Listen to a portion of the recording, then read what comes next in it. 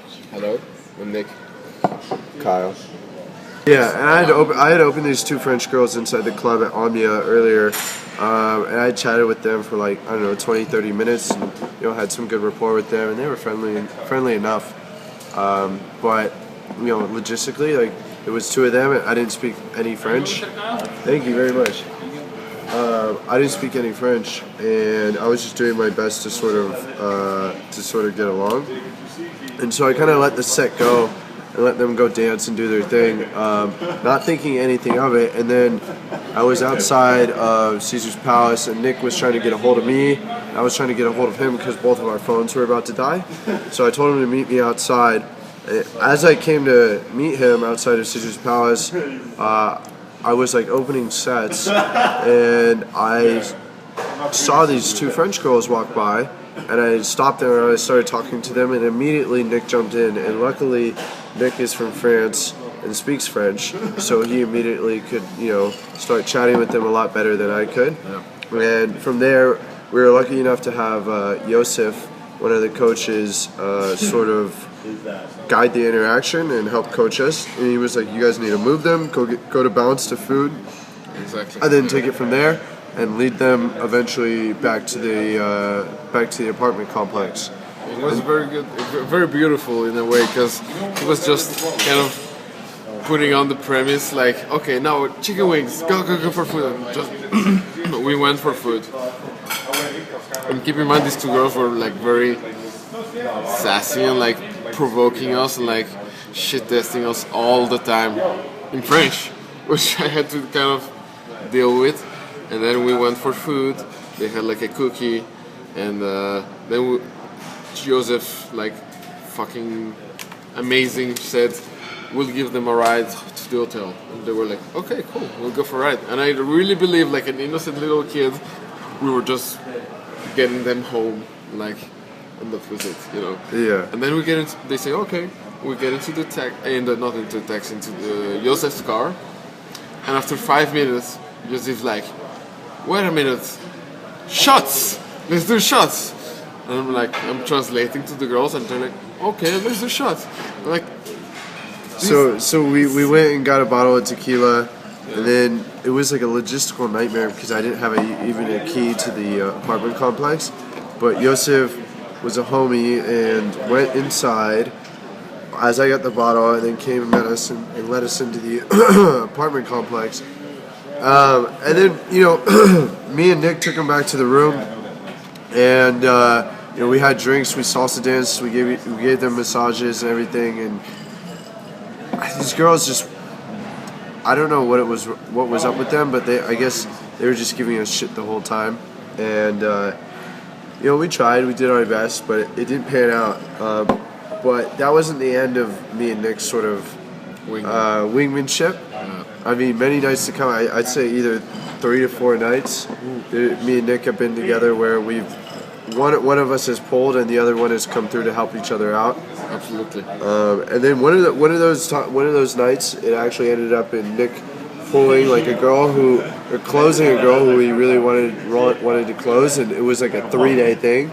Yep. And I came in the middle and allowed him the opportunity to escalate because I took her friends out of the situation, and we brought them all the way back to the apartment. And then I took her friends out of the apartment, and that gave him like 5 minutes to escalate with his girl and get hot and heavy and lay a foundation for which he then, proceeded to take advantage of. I'm sorry, but these 5 minutes window didn't allow me to like fully have sex with her. So Yeah. she pretty much was like, no, I need to leave, I need to go to my friends. So I just kind of did some.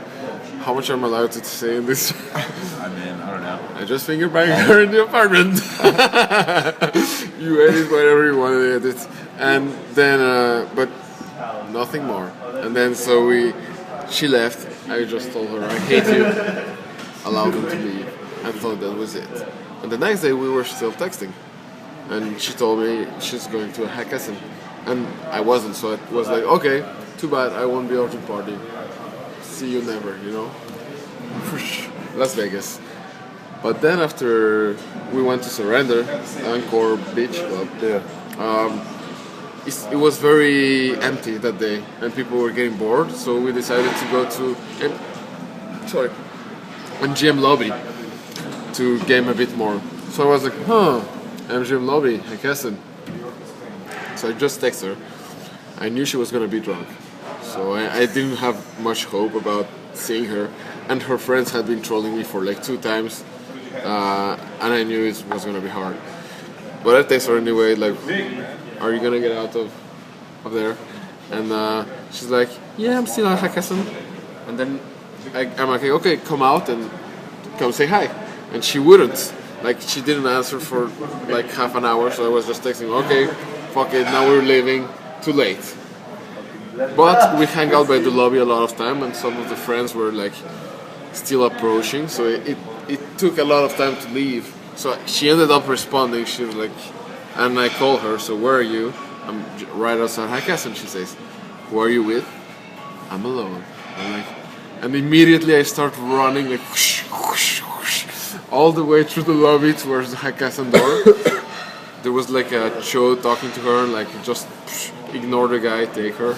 And for the first time in like 3 days interaction, she was so compliant and so happy to see me. I'm like, you're happy to see me, right? And she's like, a little. And we would just walk to the cab and gloriously leave for the apartment where I'm staying. For the clothes, and this was that real epic sex. So maybe what would be helpful for them is to talk about like the role of wingmanship and how that's played a big part of, and sort of, you know, how our relationship developed, and like, and what we've done for each other as well is like something that happens now consistently on a night is it's either like I am pulling or Nick is pulling. Yep. And whoever is the guy that is pulling, right, who's ever having a good night, whoever's on, will text the other one. Because normally in a situation, you don't often get a girl by herself. It's very rare that happens. And when it does, and you get attraction, it's on, right? Like, you can pull her, you can take her home, and there's not going to be many objections because you don't have to worry about the friends. But I'd say 80 to 90% of the time, there's going to be friends involved, and there's going to be objections that you have to handle. And that's when wings really come in handy. And so every night, either I am pulling or Nick is pulling. And when I am pulling and I need a wing, I know that I can text Nick at any point and say, hey, where are you? I need a wing. And Nick does the same for me. Yep. And maybe you can touch a little bit more on that, about how that sort of developed, or like what your thoughts are, and like, I don't know. I just think it was very natural. We just get along well, and you kind of understand what I'm doing, and I understand what you're doing. Mm-hmm. We know the reasonable like approach to it. Like, just, you know my target. You just talk to the other friends, and then when one of them isn't too DTF, I'll still distract her and, you know, have a friendly conversation with her to allow you to, like the other day with the other French girls, not the previous ones. Yeah. But like, I had one of them.